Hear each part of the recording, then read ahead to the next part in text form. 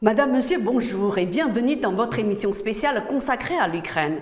观众朋友您好，欢迎收看欧洲卫视双语特别节目《直击乌克兰》，我们一同关注乌克兰局势的最新进展。Voici l'essentiel des informations. 当地时间4月26号，俄罗斯国防部表示，如果英国继续煽动乌克兰打击俄罗斯境内的目标，俄方将立即做出同等回应。据路透社4月26号报道，俄罗斯国防部表示，我们想强调的是，英国直接煽动乌克兰采取这类行动。如果出现这种情况，俄方将立即做出相应反击。正如我们此前所警告的那样，俄罗斯武装部队24小时待命，准备用高精度远程武器对位于乌克兰首都基辅的决策中心进行报复性打击。若俄方发动此类攻击时，某个西方国家的代表正在决策中心里，这未必会成为问题。据英国广播公司报道，英国武装部队国务大臣希佩日前表示，乌克兰用英国等西方国家援助的武器攻击俄罗斯本土的做法完全合法。乌克兰人首先锁定的目标，而不是出口或者是制造武器的人。其次，深入俄罗斯人的腹地，破坏他们的后勤线和补给线是完全合法的。Selon l'agence de presse russe Interfax citée par la BBC, l'armée russe a pris le contrôle total de toute la région de Kherson, ainsi que de certaines parties de Kharkiv, Zaporizhia et Mykolaiv. Dans son allocution quotidienne, le président Zelensky a reconnu que les forces russes gagnaient du terrain. Ils ont continué à attaquer nos troupes près de Kharkiv, dans le Donbass, a déclaré le président ukrainien. Il tente de présenter un prétendu nouveau gouvernement à Kherson, étant une partie de la région de Zaporizhia. De son côté, Vladimir Poutine a affirmé mardi que les combats avaient cessé à Mariupol. Ce port stratégique est presque entièrement contrôlé par les Russes, mais 100 000 civils y sont toujours coincés. Les derniers combattants ukrainiens et près de 1000 civils sont toujours retranchés dans le vaste complexe métallurgique Azovstal. D'autre part, le président Zelensky a déclaré: aucun État du monde après 1986 n'a créé de telles menaces à grande échelle pour la sécurité nucléaire en Europe et dans le monde que la Russie a créé depuis le 24 février. Il a ainsi fait référence à l'occupation de la centrale de Tchernobyl par l'armée russe. Il a exhorté les dirigeants étrangers à une réaction efficace qui assurerait le contrôle ukrainien sur la centrale nucléaire de Zaporizhia, y compris via l'introduction de casques bleus. 4月26号，欧盟外交与安全政策高级代表博雷利表示，重建欧盟和俄罗斯之间的关系会是一个漫长而困难的过程，但这是必须要做的。据今日俄罗斯4月26号报道，博雷利发文称，欧盟不希望看到各方一直处于紧张态势。在这种情况下，就要找到重建欧盟和俄罗斯关系的途径。各方应达成安全保障协议，商定建立和平共存的机制。这无疑是个任重道远的过程。博雷利强调，欧盟和俄罗斯关系重建的前提是俄方意识到俄罗斯自身的安全不能也不会以牺牲其邻国和整个欧洲的安全为代价。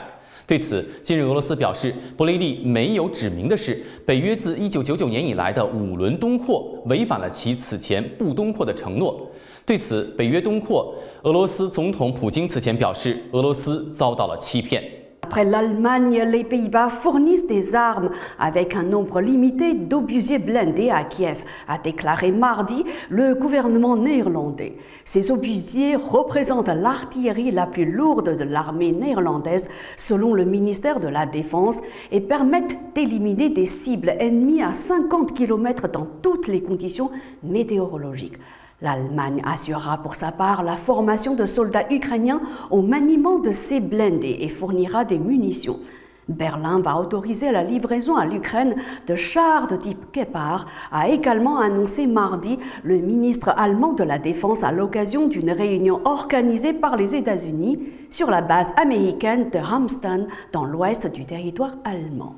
Cette décision constitue un tournant majeur dans la politique prudente suivie jusqu'ici par l'Allemagne dans son soutien militaire à Kiev. 当地时间4月26号，联合国秘书长古特雷斯表示，联合国准备好帮助被围困在乌克兰南部港口城市马里乌波尔的平民撤离，包括该市亚速钢铁厂内的平民。联合国表示，俄罗斯总统普京原则上已经同意联合国等参与平民撤离行动。据路透社4月26号报道，古特雷斯当日分别与普京和俄罗斯外长拉夫罗夫会面。在结束了与拉夫罗夫的会面之后，古特雷斯表示，马里乌波尔有成千上万的平民急需人道主义援助。与此同时，许多人已经撤离。联合国已经做好充分准备，调动人力和后勤资源，帮助当地平民撤离。古特雷斯建议联合国和红十字国际委员会等进行协调，让被围困在马里乌波尔市的亚速钢铁厂内的平民撤离。Le géant français des équipements électriques Schneider Electric a annoncé mercredi son intention de vendre ses activités en Russie à son équipe dirigeante locale. Le groupe a signé une lettre d'intention de vente, un accord qui reste cependant encore soumis à l'approbation des autorités du pays, a-t-il annoncé à l'occasion de la publication de son chiffre d'affaires du premier trimestre. Schneider Electric réalise environ 2% de son chiffre d'affaires en Russie. L'entreprise ajoute avoir suspendu depuis le 24 février tout nouvel investissement et toute livraison internationale de nouvelles commandes de projets en Russie et en Biélorussie. Sur place, il compte 3500 employés et notamment 3 usines essentiellement à destination de clients locaux. On apprend aussi que le leader mondial des drones, grand public DJI, a annoncé suspendre ses activités commerciales en Russie et en Ukraine. DJI devient ainsi l'une des rares entreprises chinoises à prendre publiquement une telle initiative. Le premier vice-ministre ukrainien Fedorov avait écrit une lettre le mois dernier à DJI dans laquelle il accusait l'armée russe d'utiliser des produits de l'entreprise chinoise pour viser les civils. Nous demandons à votre entreprise de mettre fin à toute relation et de cesser de faire des affaires en Fédération de Russie, avait écrit Fedorov dans un courrier qu'il avait rendu public sur Twitter. L'entreprise chinoise a répondu mardi dans un communiqué. DJI réévalue actuellement en interne les exigences de conformité dans diverses juridictions. Dans l'attente de ce réexamen, DJI va suspendre temporairement toutes ses activités commerciales en Russie et en Ukraine. La semaine dernière, l'entreprise chinoise avait fustigé les détournements militaires de ses produits. DJI n'a jamais fabriqué que des produits à usage civil, avait-elle précisé. DJI s'est toujours opposé sans équivoque aux tentatives de fixation d'armes sur ses produits et a refusé de personnaliser ou d'autoriser des modifications qui permettraient à nos produits d'être utilisés à des fins militaires, avait-elle souligné. C'est la fin de votre émission spéciale consacrée à l'Ukraine. Merci à vous de l'avoir suivi. Mandarin TV continue de suivre de très près l'évolution de la situation en Ukraine. À la prochaine. 感谢收看这一期的特别节目《直击乌克兰》。有关乌克兰危机的最新进展，欧洲卫视还会持续关注。咱们下期节目再见。